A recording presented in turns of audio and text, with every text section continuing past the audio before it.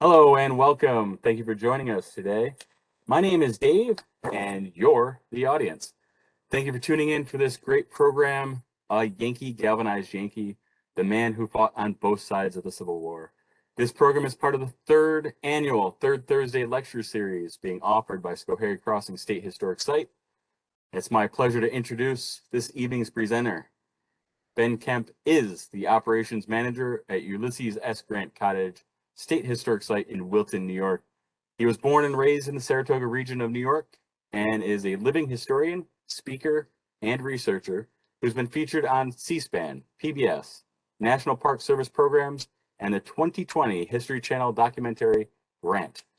Kemp has been a staff member at U.S. Grant Cottage since 2014, is a fantastic researcher, presenter, and really just he's fascinating to talk to about his passion and love for history, his personal family connections to those moments in our state and national story as well. So please welcome Ben Kemp. Well, thank you so much, David. And I really appreciate Schoharie Crossing Historic Site for having me this evening, and all of you for joining us this evening for the presentation. You know, it's very important to support the historic sites.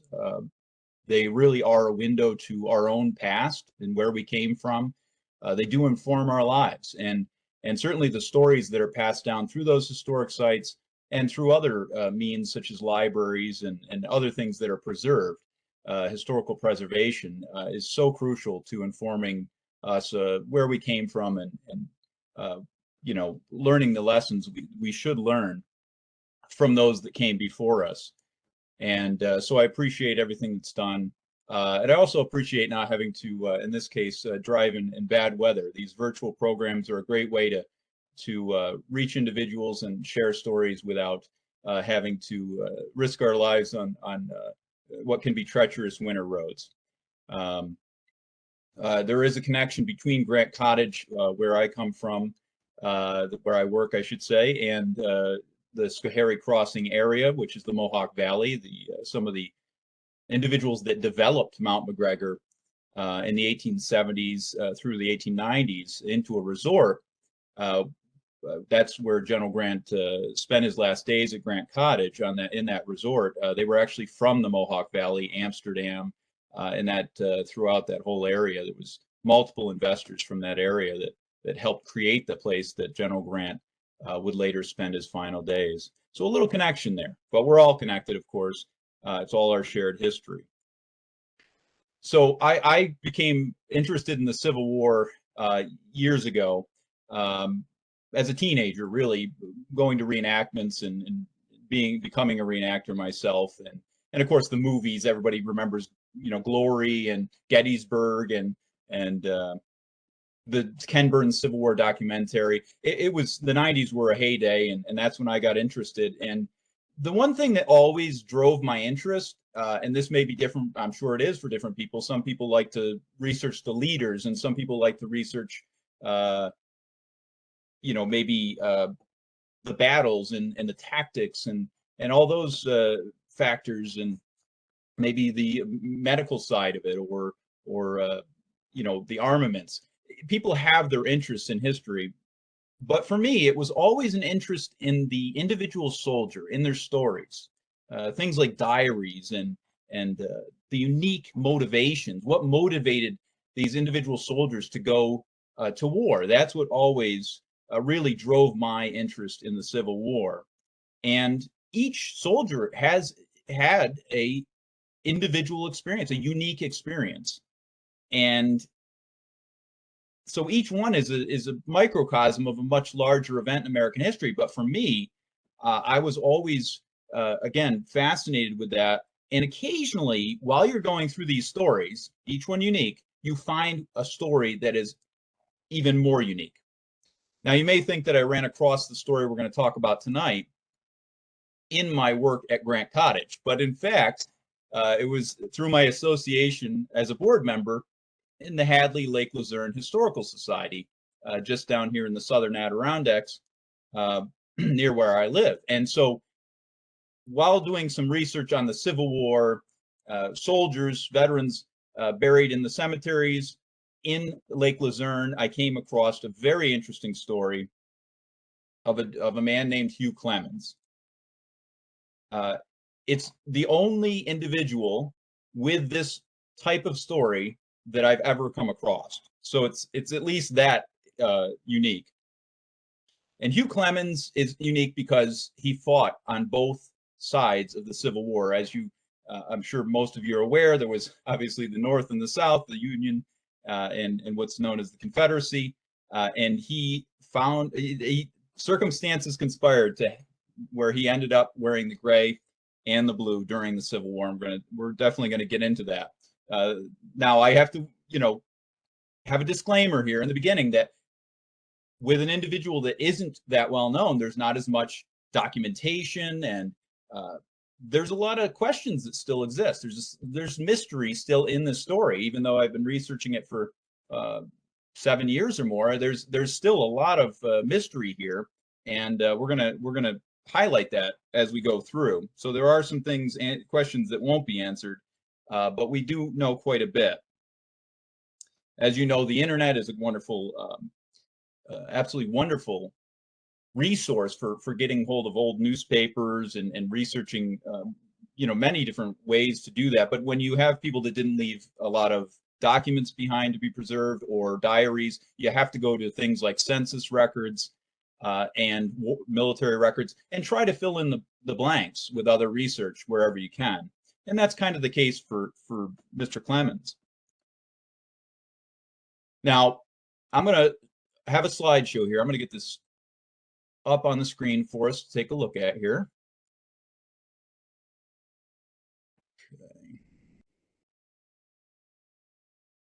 Okay, so it should be full screen now. And the individual we're looking at here in the first slide, and before I go any further, again, feel free to use the chat feature to put any questions you may have as we go along, and we will take those questions at the end. So thanks so much for your interest, and certainly feel free to use the chat feature to ask any questions you may have. So who we're looking at here, this young gentleman is actually Hugh Clements, and it's always wonderful, especially with people that weren't officers, that weren't that well known, maybe didn't have that much money. A lot of times there isn't necessarily any photographic evidence left of them, especially not during the war itself. Sometimes you get pictures of the veterans later on when pictures were less expensive. I was very, very fortunate to find this image, and I asked the owner, and the owner was very happy that I was doing the research and gave me full permission to use it. So it's wonderful to look right into the eyes of the young man that we're going to be talking about tonight. And, the amazing thing about this program is one of the few programs you can talk about one individual and be talking about, both a Union and a Confederate soldier at the same time. It's incredibly unique.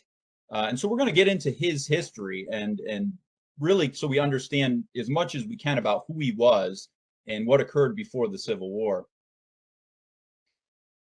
He's going to be born in, Hugh is going to be born, Hugh Clemens, in July of 1842 in Wells, Vermont. Some of you may be familiar with the small, what was it back then, a small farming town. It still is a very small community in far, far western Vermont, right on the border of Washington County, New York. And he's not going to spend too many years there. About 6 years old, his family's going to move west to the southern Adirondacks, Lake Luzerne, and he's gonna grow up the rest of the way there. He's going to spend his childhood there. Pretty standard. I didn't find any evidence that there was anything of particular interest in his early life other than going to school. His father was a farmer and a minister as well, and they lived in a place called the Ferguson Hollow, which is on Route 9N going towards Lake George. And so that's where he's going to grow up. He's got 5 sisters and one older brother. The older brother's name is Martin Van Buren Clemens. So you can guess that he was born during a certain president's tenure there. So this is his childhood, 1850s.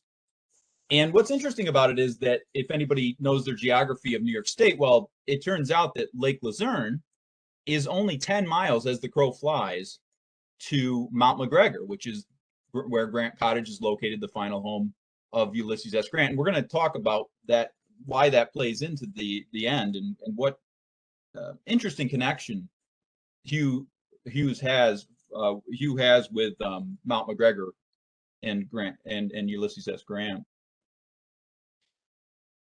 So this is where we get into the really fascinating but largely mysterious portion of the presentation and his story. Hugh is going to, in 1858, he's still a young man, he is going to move with his sister, an older sister, and her husband, his brother-in-law, Martha and Elijah Ives. And he's going to move with them all the way down from the Adirondacks in New York State to southern Georgia, far southern Georgia. People typically didn't move that far, especially within the confines of the social status that they were in. You know, they certainly weren't the most wealthy people within their community. You know, you know, there really isn't an answer to what motivated this trip. It's one of the greatest questions of this story that someday, I hope, I continue to research, that I will find out. It could be some sort of there didn't seem, in my research, I found no family connections there. Elijah and Martha, both born in New York State. I found no ties with Georgia at all, but it could have been something that's not obvious. Could be a family connection. Could have been someone they met while they were up in New York, someone from Georgia that presented an opportunity, perhaps a business opportunity to these fairly young individuals looking to, they had a child at this time, Martha and Elijah, of their own. So it was a young family though, and perhaps that plays into it. Now the place they go to is a place called Valdosta, and nearby Quitman. And again, this is very far south. It is a growing area. It becomes the county seat in 1860. There's a new train coming through town, but it is in southern Georgia. It's 13 miles from the Florida border and only about 60 miles north of the Gulf of Mexico. It's very flat area there. So it would have been an incredible shock as far as the setting, but also in terms of the population as well. And obviously the dialects and all that would have been very foreign to individuals growing up in New York State. The census records show that it was predominantly populated by native-born Georgians or Southerners. So to have, you know, some Yankees coming to town wasn't unheard of, but it was pretty rare, especially in a small town that had just become the county seat and was just starting to grow.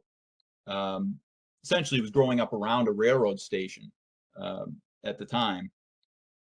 I did find there wasn't a prominent family from New York. I haven't drawn any lines that they were running a business in Valdosta at the time, but I have not been able to pin anything down. So what are they going to do when they get down there? What's their life like? They come in, you know, it's 3 years before the Civil War breaks out. There's obviously people in town must have been talking about it. It was, you know, it was fairly freely discussed, you know, the politics of it, and the possibility of even secession was discussed in the years prior to the war. It was a predominantly a cotton producing area, a major cotton producing area. And in fact, 50% of the population of the county that they moved to was enslaved individuals. And so that would have been a culture shock for them.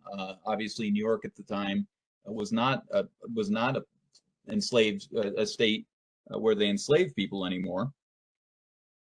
Hugh worked as a cooper, so he's going to be building he's working in a mill, so he was likely actually building components or putting together the barrels or containers, pails, that kind of stuff that was needed for other mill work.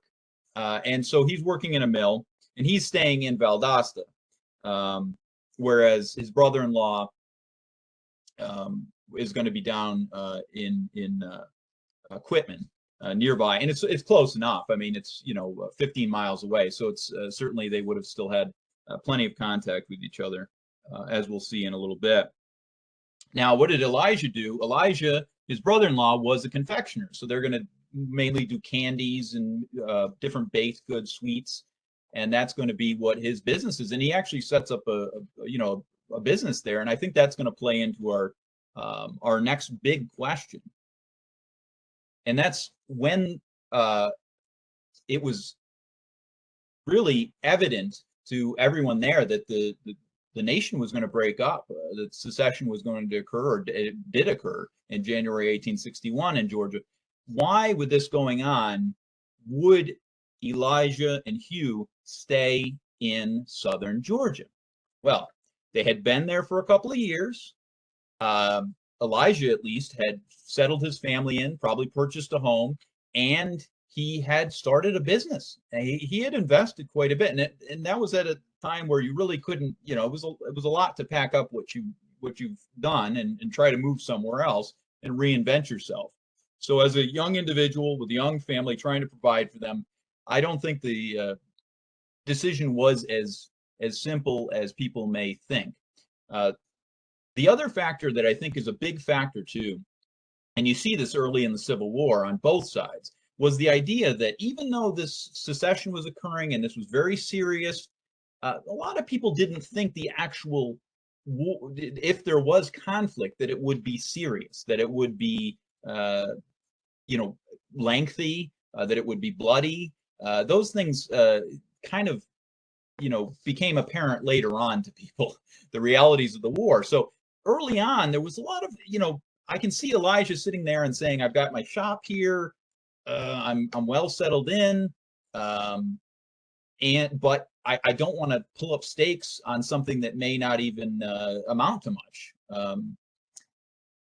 So and it's hard to say what their particular personal views were.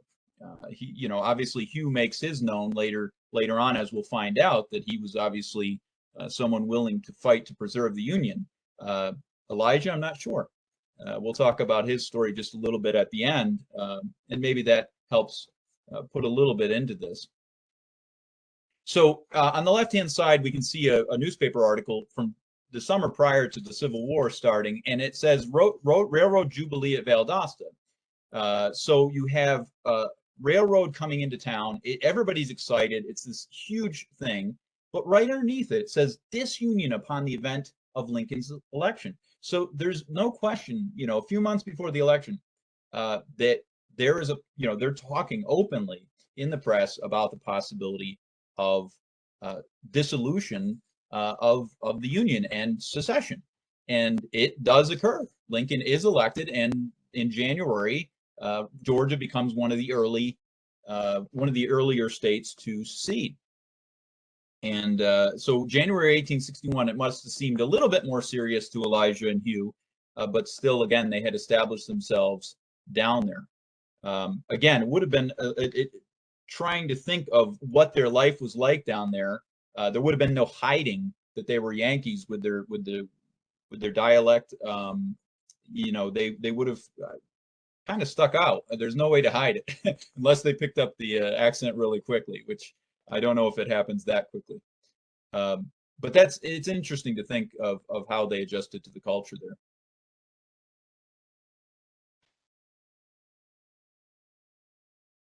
So Confederate military records are, they're unfortunately a lot less reliable, a lot less prevalent, because of, records keeping and fires and things like that.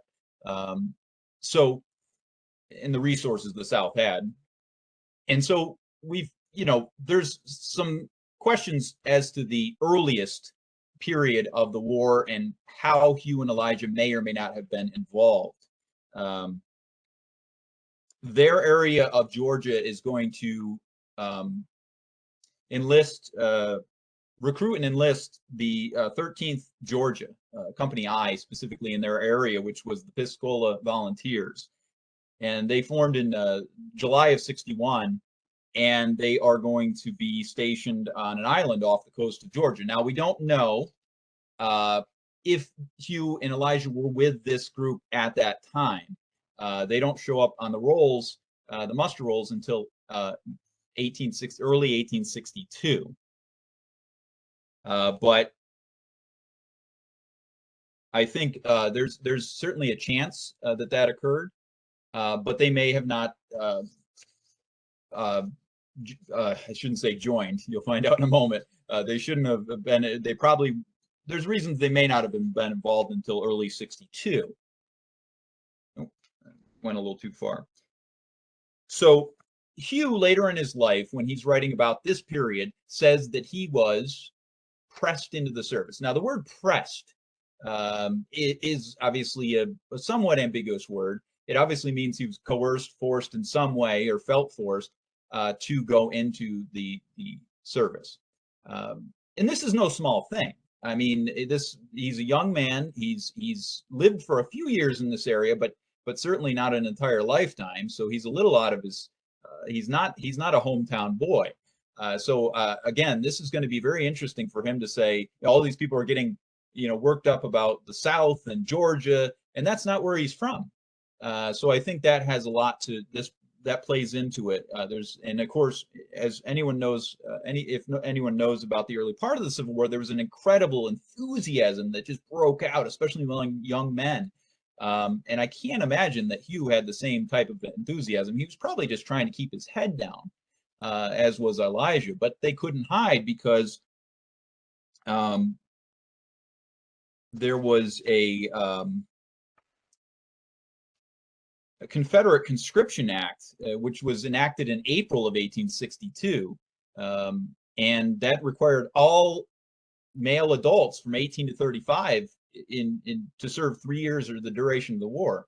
For those who voluntarily served, they received a bounty of $50.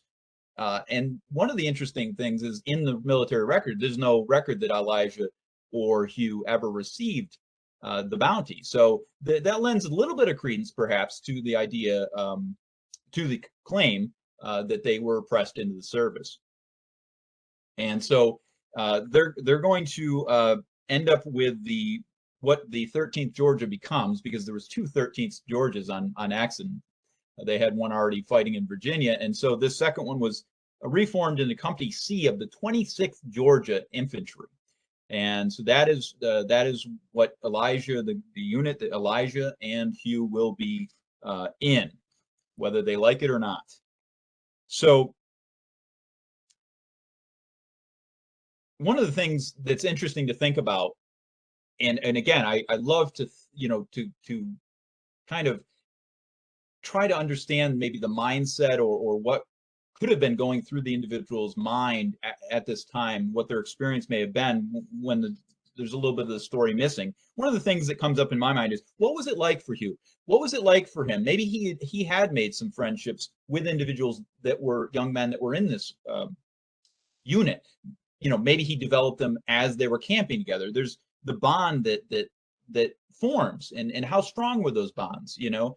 And did he have an immediate desire to escape, or was what was going through his mind?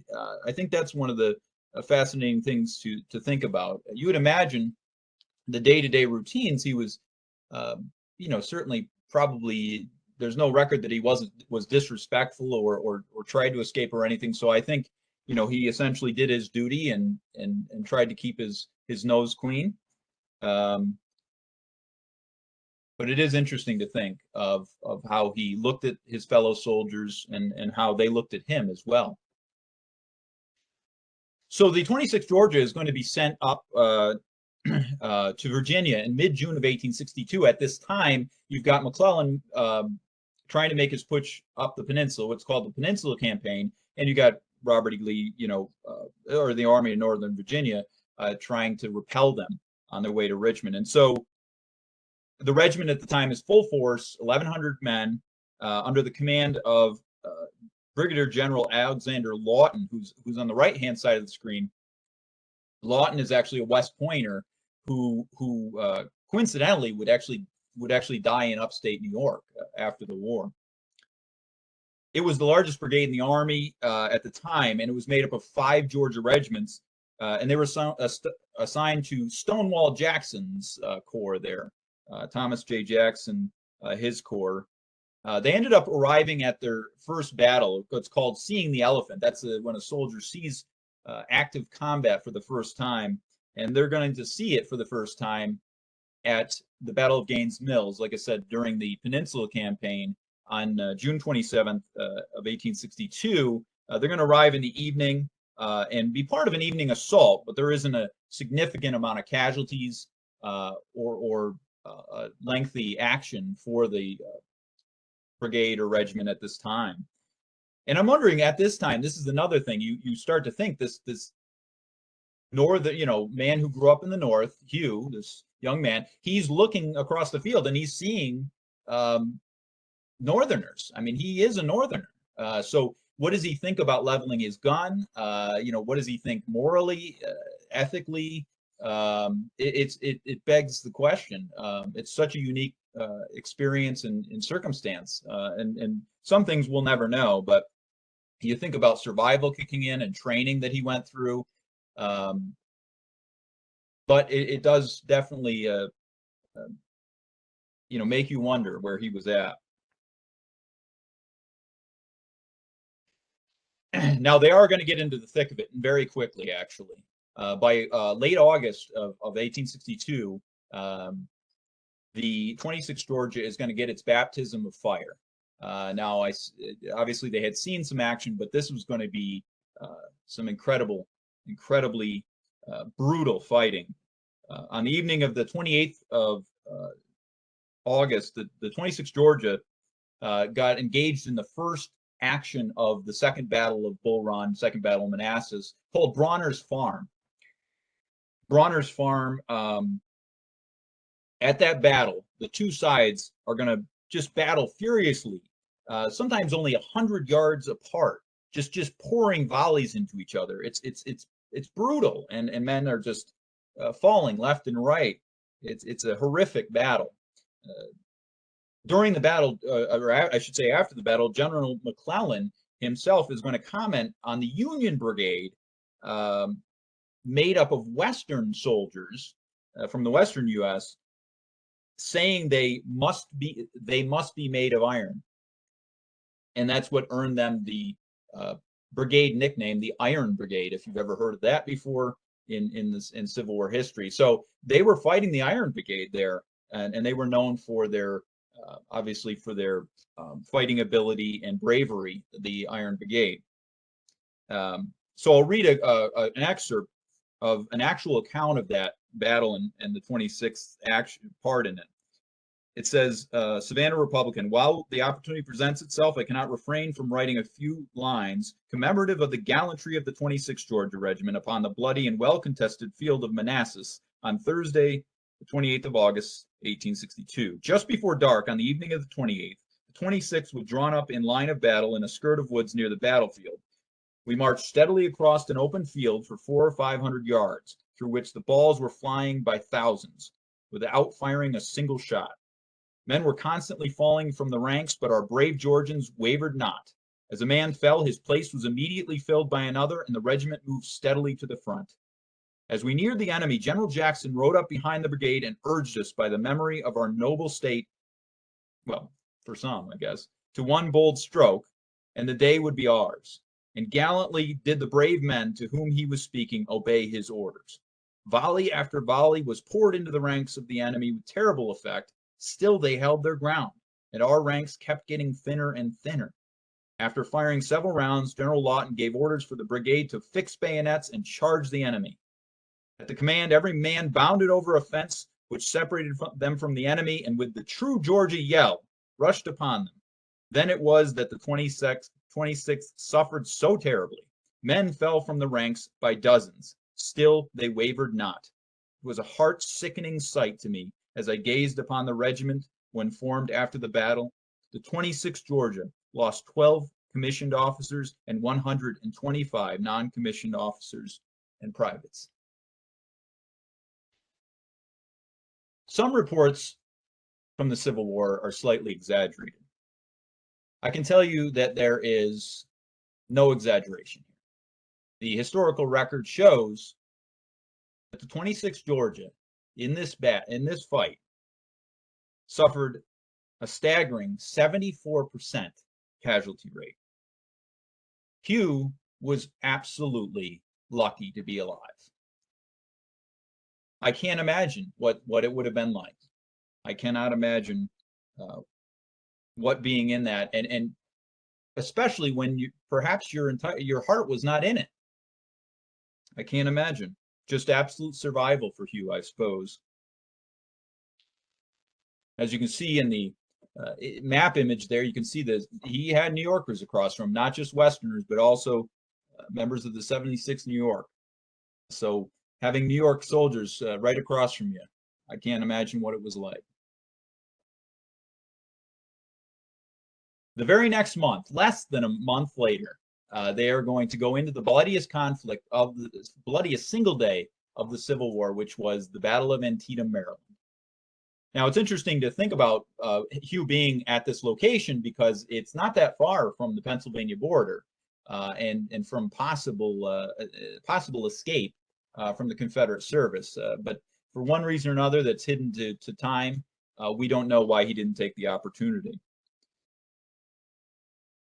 So Robert E. Lee's Army of Northern Virginia makes its foray north and meets the Union Army at Sharpsburg, Maryland, what would be called the Battle of Antietam.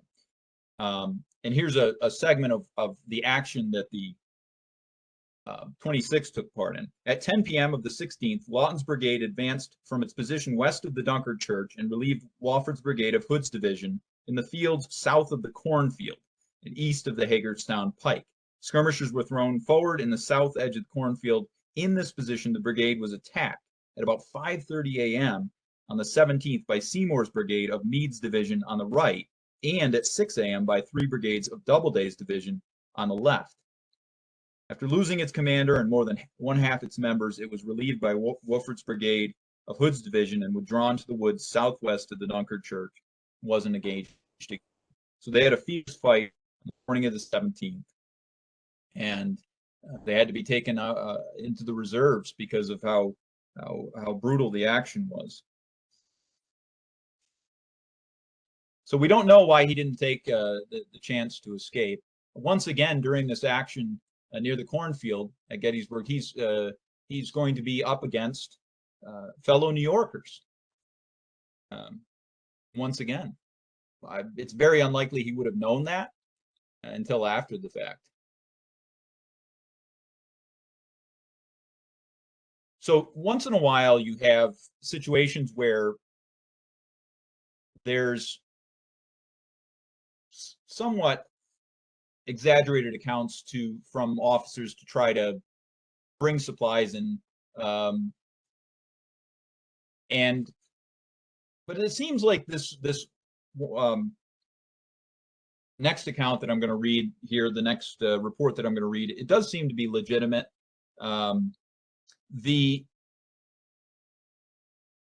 Southern troops were less supplied. They had supply issues. They had financing issues for the Army, and certainly the Hughes unit would not be immune to that. In fact, they seem to have specifically suffered a bit more with privations than other units.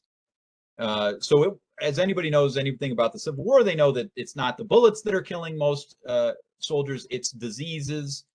And those diseases are brought on by poor conditions, whether it be poor food, poor clothing. All of it played into soldiers succumbing to different illnesses. So it certainly did make a big difference. So James Blaine, captain of Company A, 26th Georgia Regiment, wrote on December 4th of 1862 in a letter to the editor of the Savannah Republican, "Dear Sir, we are frequently surprised by receiving letters from home congratulating us upon being so well prepared for a winter campaign in Virginia. This is probably true with regard to most of the Georgia troops in Virginia, but in reference to Lawton's brigade, it is very far from the truth. Lawton's brigade is composed of the 13th, 26th, 31st, 38th, 60th, and 61st Georgia regiments, and I venture to assert that a more gallant set of men were never embodied under one command. At the last report from our brigade, we had 705 men without shoes, and there are numbers without a single blanket to shelter them from the cold. This is no fiction, but a simple statement of the truth.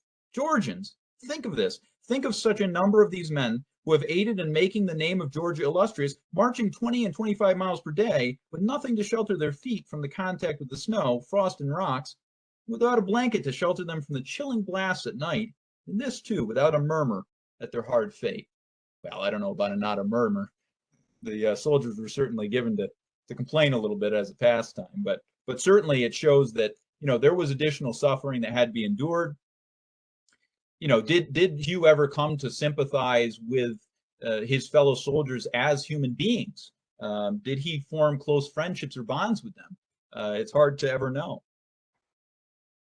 The shared experience can be quite a powerful bonding agent. Hugh is going to narrowly escape death, have a brush with death. He sustains an unknown wound. It's almost certainly some sort of we know it's a battle wound, and it's enough to give, you know, put him on a 20-day furlough. And this happens at the Battle of Fredericksburg in December of 1862. And so we do know that he definitely was wounded while he was wearing the gray. And again, what would have been racing through his mind? I don't know even how serious the wound was.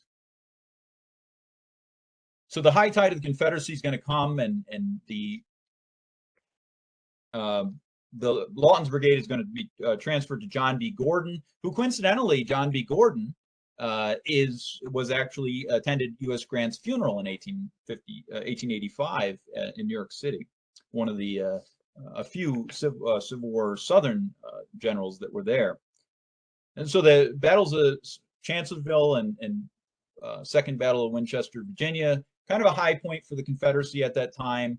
They're really you know, racking up the victories and the strategic victories. And so that's going to be a major an upswing for the Confederacy. So if Hugh at this point was going to stick around with the Confederacy, it would have been at their high point. It would, you know, if he had any on the fence type of feeling, I think this would have been a time where you say, well, I might want to be with the winners. It looks like, or at least the ones that are going to, you know, attain what they're looking to do. But it doesn't seem like he softened on his view of the war and its measures, because he escapes.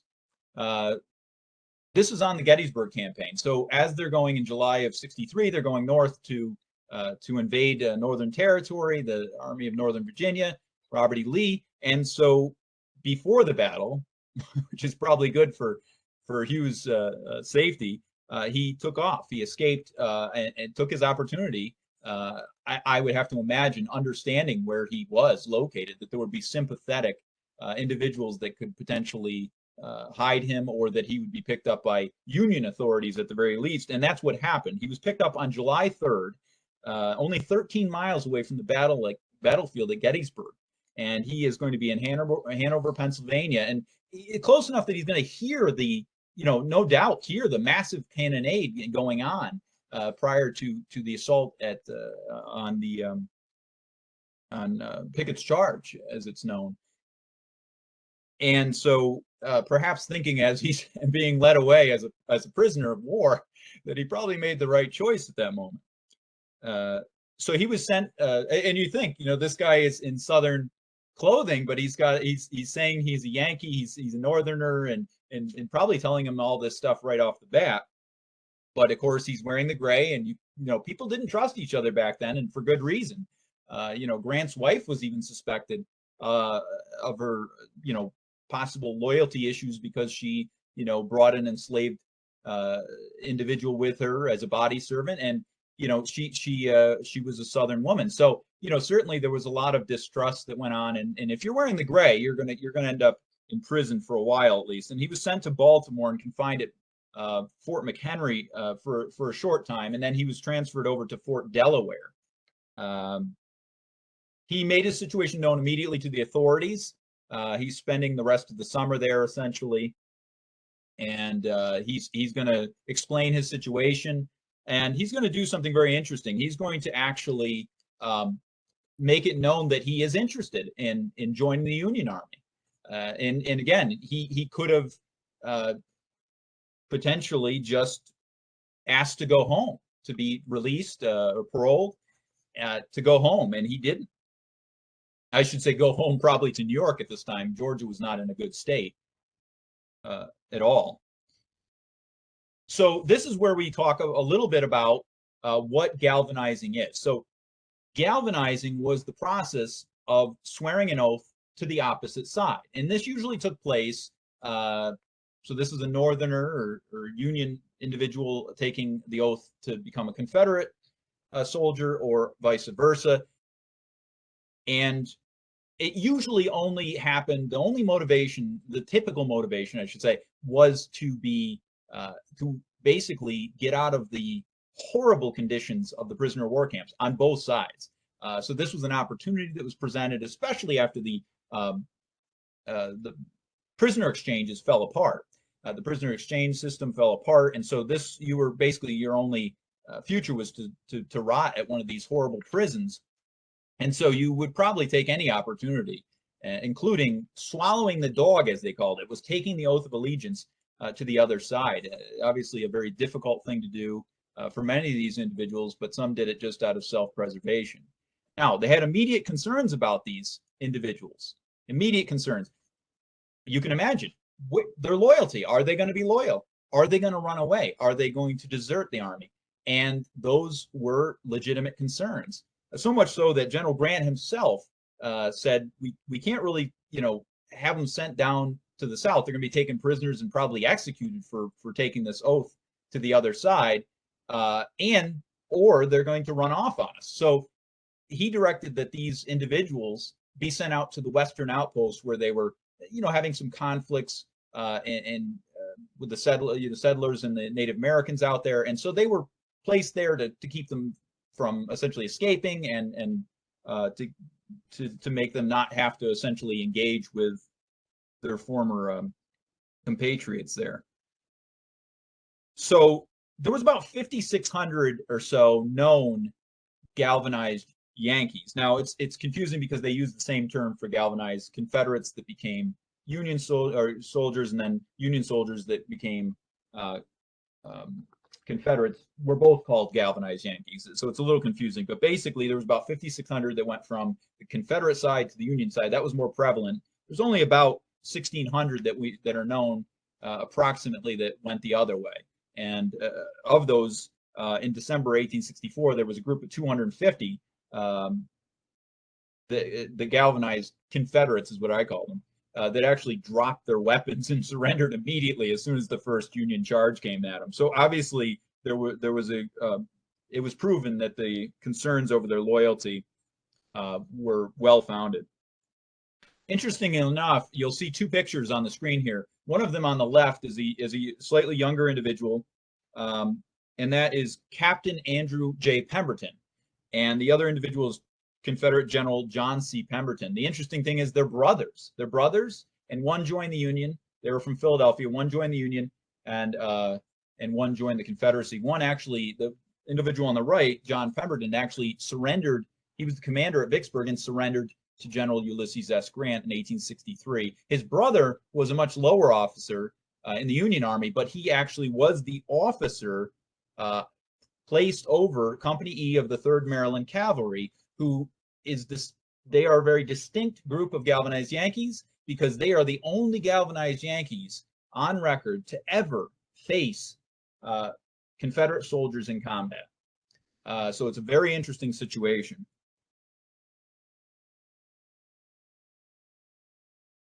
One of the problems is that getting them out of Maryland was the biggest problem. They end up having a 40% desertion rate just trying to get them to the trains, to get them down, or to the ship, or wherever they were bringing them down to the South, because they were being sent to the deep South. And so they had a 40% desertion rate. Take a moment just to mention that there was probably a good. It was in the summer of 1861 that Hugh's older brother, Martin Van Buren, he stayed home and joined the 93rd New York Infantry. And again, did Hugh know he was in the Army? It's possible that he received letters from him early on. If the mail could still get through. So he might have known his brother was in the Army, but he almost definitely didn't know the very sad news that he would actually die of disease in the fall of 1862. And so, there's no evidence that he ever fought directly against his brother, but he would have been on the same battlefield at Antietam. So it's just amazing to think of that, and certainly would have been a sad day when he found out about his brother's passing. The lieutenant colonel of the 93rd New York was actually Benjamin Clapp Butler, who was very important in Luzerne history. He helped the town develop the town after the war. So Hugh and the fellow 3rd Maryland Cavalry are going to be shipped way down south now. They're going to be way down in Louisiana, near in the actions around Mobile Bay. Again, they had a 40% desertion rate before they got down there. Once they got down there, they lost another 13%. So you have over 200 of the 400 in that company were actually gone by the time it was time to actually see any service or action. So that was a huge desertion rate. They were also plagued by a lack of structure, and so that was a problem too. And the Captain Pemberton would actually resign in June of '64. So in '64, the unit's going to take part in the Red River campaign. Hugh seems to be off the front lines. And that's where we have the picture, was from around this time period. The picture we saw in the beginning. He's going to be a regimental teamster in a labor in the ordnance department during this campaign. So he's really doing a lot of grunt work, but not necessarily on the front lines.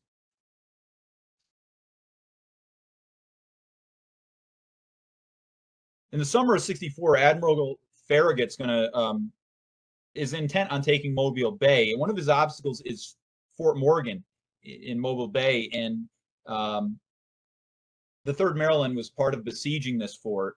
And they took the island and they captured the bay essentially, but Mobile didn't fall to the very end of the war. So Hugh was part of this occupying force down here, and he's assigned as a hospital attendant to Fort Gaines on Dauphin Island. And so he's going to be working as again a hospital attendant, and he got detached as an aide to a medical purveyor at Mobile. So he's bringing in the medical supplies, he's helping that, and he's actually going to continue on in that role right through until June of '65, and he ends up being mustering out in Vicksburg in September. So he's going to spend, just to go back, he's going to spend about almost 2 years in the Confederate Army, and then 2 years in the Union Army. It's an incredible story. So one really wonders what it was like to return to New York, because he never went back to the South. Now, Elijah got picked up in Virginia. He got put in Capitol Prison, separate from Hugh. He got put in prison in Washington, but he was allowed to go back to the family in New York. His family had apparently fled the South, his wife and children, so they were back up in New York by 1865. So certainly there was, they chose to go there after the war. But Hugh, again, didn't go south. The South was in ruins at that time. Down in that area of Georgia, it was incredibly bad. There was bread riots. It was really a terrible situation. So New York would have been a safe bet at that time.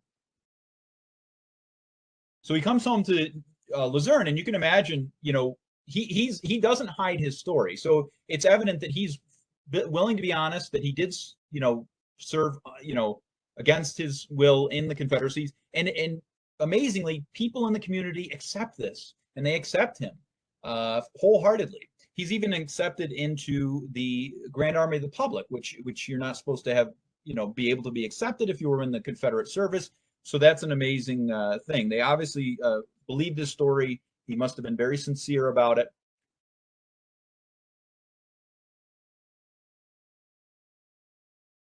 And so he is, you can see on the map, he's moved back. This is in 1876, about 10 years after war. He's living, his parents are still there as well in the old home. And so he's back to Luzerne. He becomes a family man. Of course, he marries Martha Stewart, not that one. And he has 4 children. In fact, the youngest child, Tad, there was alive until 1985. I did this program in Luzerne and actually met a descendant, a family member that actually had met Tad, before he died in 1985. So an interesting connection there to a Civil War child. So he's a civic leader. He's involved in politics. It's incredible. He's got a hardware store in town that's on the map. Just an upstanding leader of the community, trustee of Luzerne, fire warden, all these different things. Interestingly enough, involved heavily in politics, but as a Democrat, which is interesting because most Civil War veterans at the time, Northern veterans, were actually Republicans. So that was a little different. He was allowed to join Benjamin C. Butler post of the Grand Army of the Public, a Civil War veterans group, and his wife Martha was involved in the Women's Relief Corps. He was also with the Odd Fellows and the Ancient Order of United Workmen. In 1890, he actually put out an ad to try to find some of the fellow members of the 3rd Maryland Cavalry. So he really he didn't just try to hide his service or walk away from it. He was an active member and officer with the Grand Army of the Public. And this is where we get to the interesting part of the connection between Hugh and Ulysses S. Grant and Grant Cottage, because Grant Cottage, as I mentioned, is only about 10 miles away from where Hugh was living in 1885. So he would have been aware of it just from the newspaper reports, but he was highly aware of it because he was a Civil War veteran. And the Civil War veterans were going to be called upon to be part of any kind of services that would follow Grant's death, especially if they occurred right there at Mount McGregor.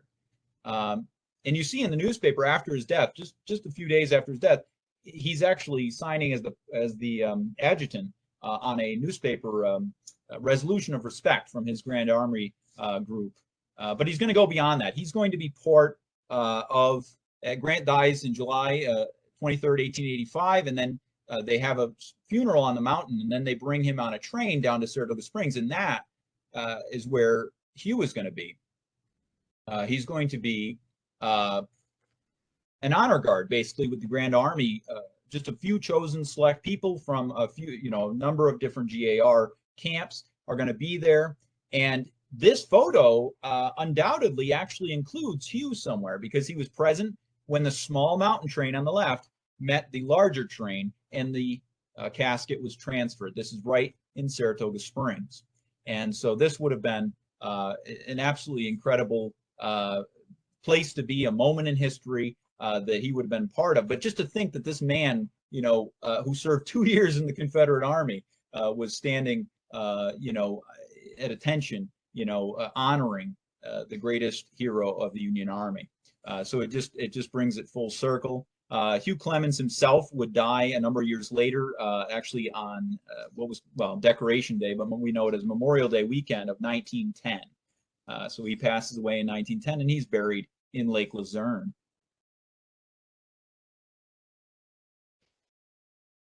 And I'll just follow up a little bit.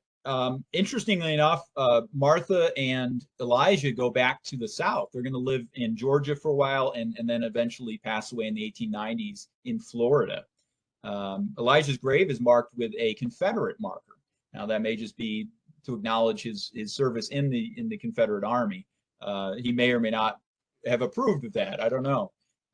But it's interesting that he had enough reason to go back. Maybe his business, he was recovering his business down there, or property, and he lived out his life in the South.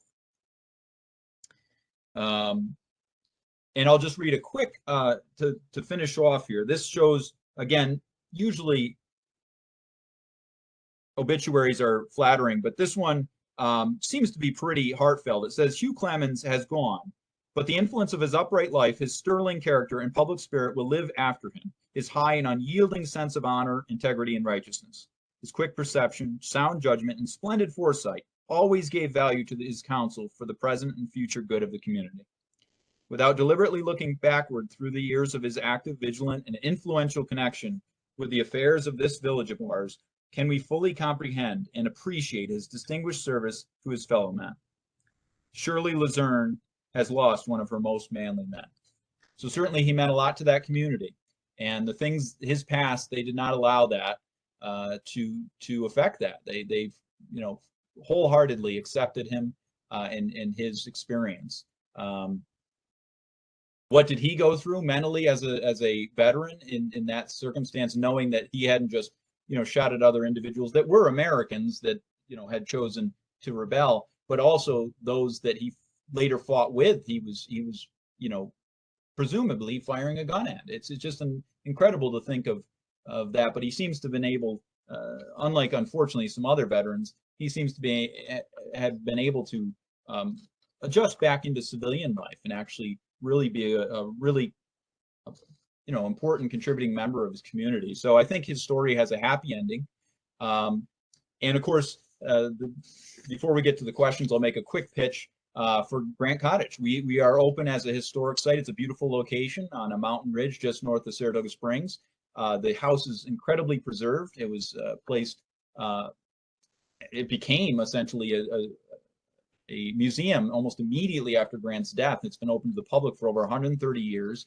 Everything was left just the way it was when Grant died. And there's, again, a beautiful view off the ridge of the Upper Hudson Valley, one of the best views in the entire region. So certainly between May and October, I invite everybody to come up, and we have a visitor center, different activities, tours of the house, and a beautiful overlook as well. So certainly you can go to grantcottage.org and learn more about that. Now I'd like to, if there's time, open up to questions. First off, thank you very much. Interesting, informative, and it's thought-provoking in ways that I'll probably have to think about more later when it comes to some of those underlying.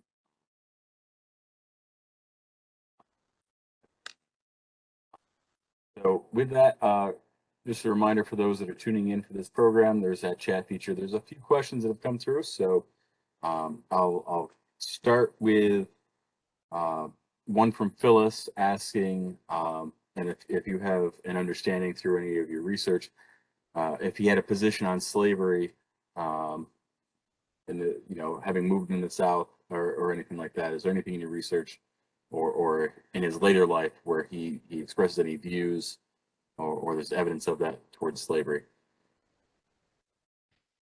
Unfortunately, not that I can find. Again, very little documentation. A lot of it's been pieced together through, you know, a few, you know, newspaper articles and genealogical information. What I find is a little interesting is they, anybody that knows the era, there was, you know, if you had enough money, you even in the North, you had a servant, a paid servant in your household. The paid staff was very common once you hit a certain social status. That's not the same as enslavement.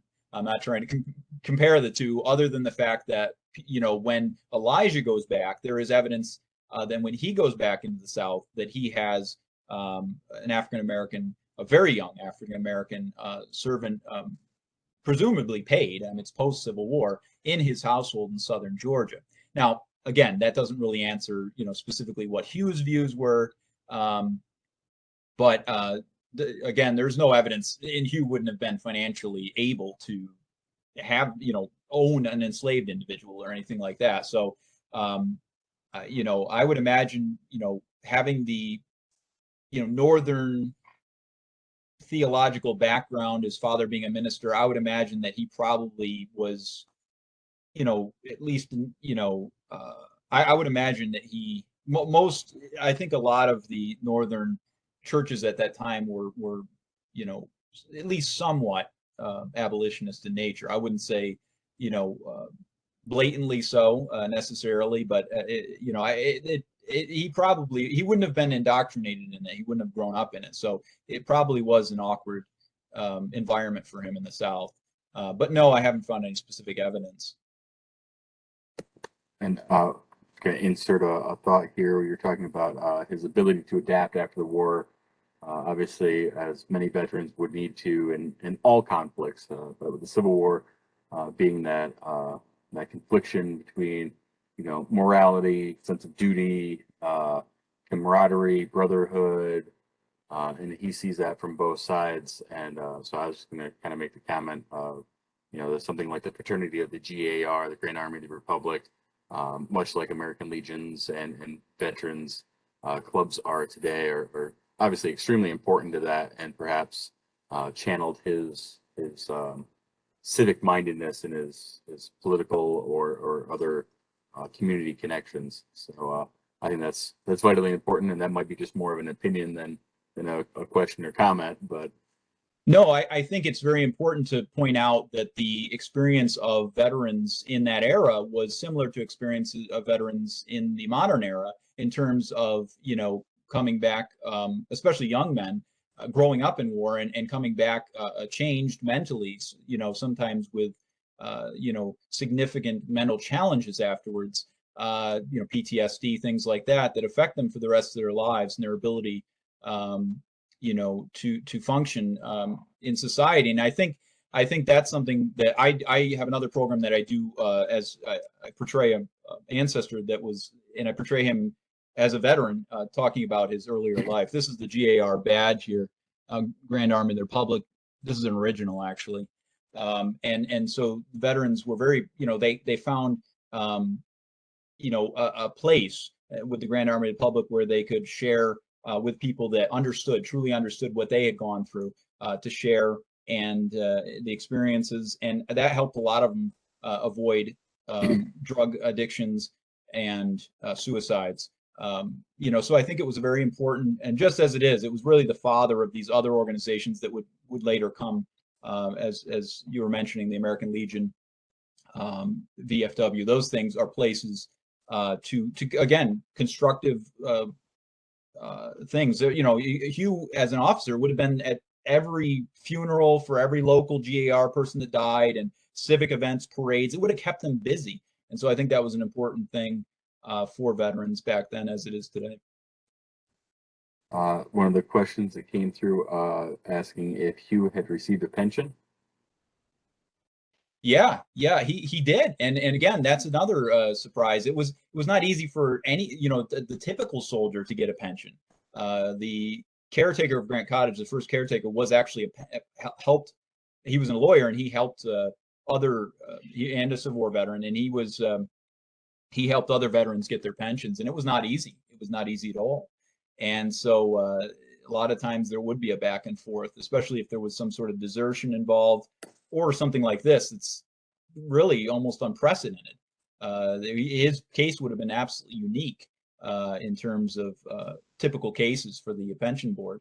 But yes, he did receive a pension, and his widow did as well later on. So he wasn't just accepted by the Grand Army of the Republic, and I'm sure putting member of the Grand Army of the Republic on your application, maybe even I think at the time he had already gotten into town politics and actually served as a town supervisor even. So he had a lot to put on his resume, his pension application, that would have looked very good for his case, at least. But it was difficult. They made you jump through some serious hoops to get your money, and so his, it would have taken a little bit more. I've never pulled out his, pension records. That's something I could look for and see if they're still around. I mean, I've seen the pension record as far as him receiving it, but just that information, but haven't requested the actual files. But what I also occasionally have come across in some other research I've done, it's also interesting sometimes when the GAR member, they're receiving a pension, and occasionally there's even a comment in the local newspaper as to their pensions increasing, which I find kind of fascinating from a modern perspective, where if I was receiving some sort of retirement fund or a pension, I'd find it kind of strange for the local newspaper to say that I had an increase from $3 to $5 a week or whatever that might be. But that's also the difference between newspapers of today and of the past. There is a comment that comes through from Steve, and this might be somebody who could reach out to you at Grant's Cottage. An interesting family history that he relates, stating that he has an ancestor with a slightly similar story who was pressed into service in the 2nd Tennessee, would desert, and then joined as a substitute in the 146th New York under a false name, and was eventually sent to Minnesota before the Overland Campaign.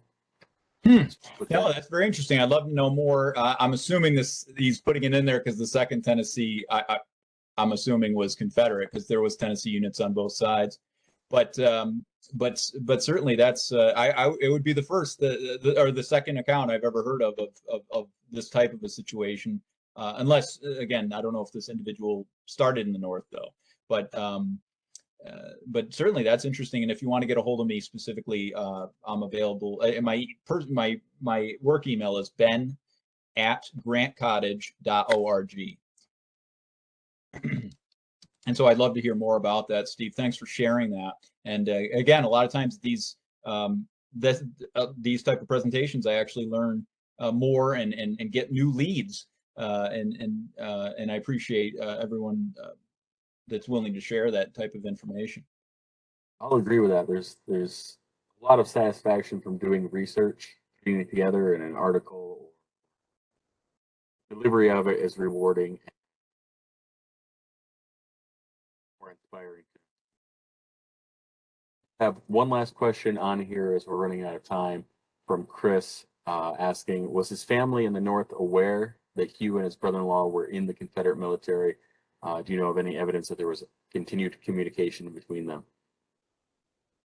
Yeah, it's an interesting question. I tried to look into it a little bit as far as, getting mail across lines, and they had enough problems just trying to get the mail to their own troops. So it would have been very difficult to get information through. There are accounts of like prisoners of war getting, the guards taking some letters and sending them north or whatever, south, whatever so it wasn't unheard of, the communication, but it was difficult. It was difficult to communicate between the lines because, again, you had so much concern over espionage or spying, that kind of thing that did occur a lot. And so any letter could have important military plans in it or something. It could be a spy letter or something. So there was a lot of that. And so I think that probably there's no evidence there was bad blood between the family, but there's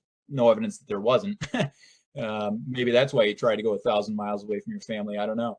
But basically, they would have had the ability to contact through normal means, mail means, in the couple of years before the war. So they knew they were in the South. But once they got, placed in the service in '62, the ball was pretty much rolling at that point for a year already.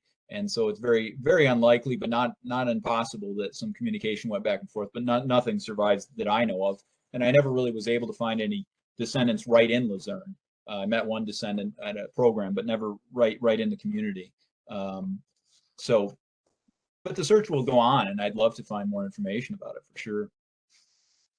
Well, that's great, and perhaps presenting it in this forum, having up on YouTube, and another presentation you do, maybe there'll be some connection with long lost family that just happens to have a stack of letters that made it, or some other information, a scrapbook, something to that effect. Those are all valuable things for research that historians like ourselves would rely on, primary documents, things like that. So keep that in mind. If you're listening, you're tuning in, it might seem weird to keep a few of those handwritten, Granny sent me a birthday card, but that might actually be worthwhile for future generations. And I will mention, because it came up, is that they, you can imagine the family, the way that the parents back in Luzerne, they lost their son. They would have known probably usually within a month of an individual dying, especially of disease in a hospital, they would have been notified relatively quickly of their older son's death, Martin Van Buren. And then the state of the other son was probably a mystery.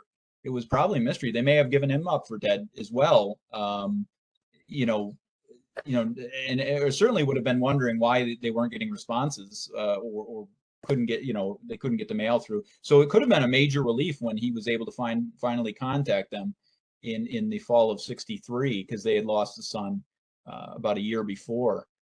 So I think he would have probably had the first opportunity in the fall of '63 to get a hold of his family up north. And so that probably was a major relief for the family. But what a letter, what a first letter, right? What would that have been like?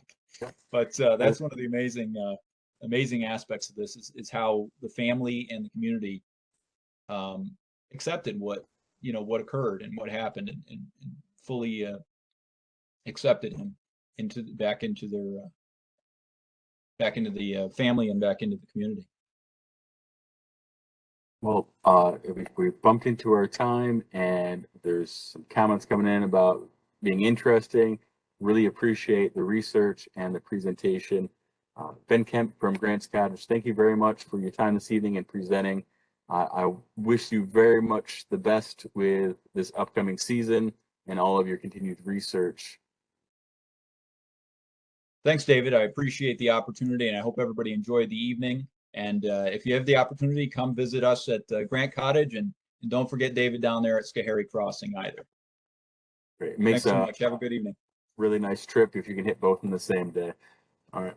Thank you all very much. Be safe, be well.